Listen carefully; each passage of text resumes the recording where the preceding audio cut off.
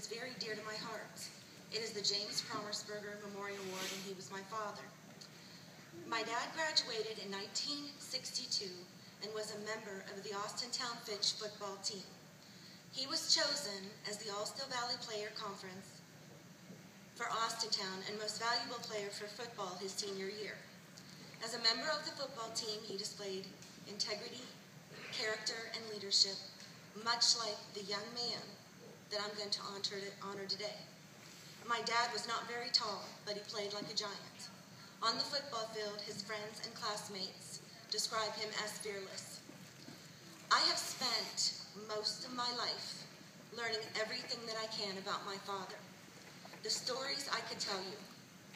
I would like to share a couple of those stories that you can fully understand the impact that he had on everyone that he met. A high school friend of my dad's, his name was Corky, once told me that the first thing he noticed about my father was that he was tough. He was the toughest guy in high school. He wasn't the biggest or even the strongest.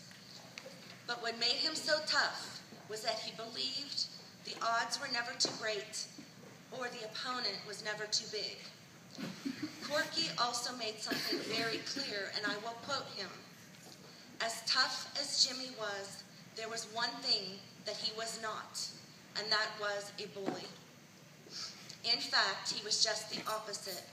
He was fiercely protective and always looked out for the underdog. My dad would simply put his hand on someone's shoulder and say, "I am proud of you." What he was really saying was, "You matter." This may explain the story that I'm going to tell you now. After high school, on October 2nd, his 18th birthday, he and his best friend walked into the recruiter's office and enlisted with the Marines. Vietnam was just starting to escalate. He graduated third in his class in engineering and had been trained as a demolitions expert. He was then sent to Vietnam. His job was to protect his fellow soldiers and defuse explosives so his platoon could move on. He went in first. VA documents verify the countless lives that he had saved. My dad's comrades, the ones that I have spoken to, describe him as a Marine's Marine. On April 16, 1966, my dad encountered a battle with heavy gunfire. Several of his comrades had been wounded. Having only 10 days till he was coming home, 10 days till he was coming home, he volunteered to go in and get them. He crawled in on his belly, laid on top of the wounded, then brought them to safety.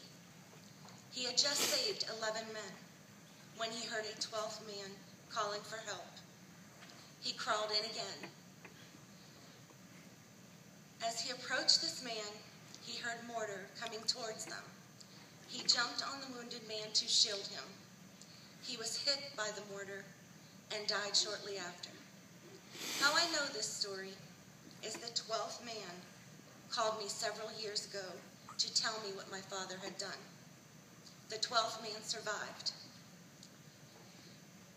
His name is Frank White from St. Louis, Missouri. My dad was 21 years old when he died, and again, he was fearless. He left a young wife and 2 small children. He was awarded both the Silver Star and the Purple Heart for his heroic actions. This is an Austintown football player, and this is an Austintown Marine. The young man that is receiving this award today has demonstrated many of the characteristics that I have been describing. I am a teacher at Fitch High School, and I have observed this young man in the hallways, and on occasion, I have even spoken to him. When I say this next thing, this young man is going to know who he is. His freshman year, his locker was right outside my door. I don't know if it was intentional, but he would slam that locker open slam that locker shut, and I would simply walk out, and I'd say, "Hello, neighbor." For the past 4 years, we see each other in the hallway, and we say, "Hello, neighbor." He knows who he is now.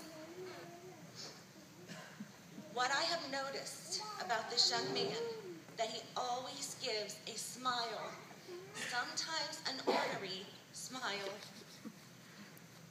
sometimes very quick, but it means a lot as he walks past everyone in the hallways. He displays character, charisma, and most importantly, dedication. I chose to present this award this year because I am asking 2 things from you. One is that I will be giving you a copy of his picture that was put in the Hall of Fame. And on the back is a copy of the speech. I would ask that this speech be placed in back of the picture so generations can know my father's story. The next thing I ask of you is to always look out for the underdog. I think I can speak for my father when I say that character is when you do something good when no one is looking. So never look down on someone unless you are helping them up. It is my greatest honor and privilege to announce the recipient of the James Promersberger Award is my neighbor,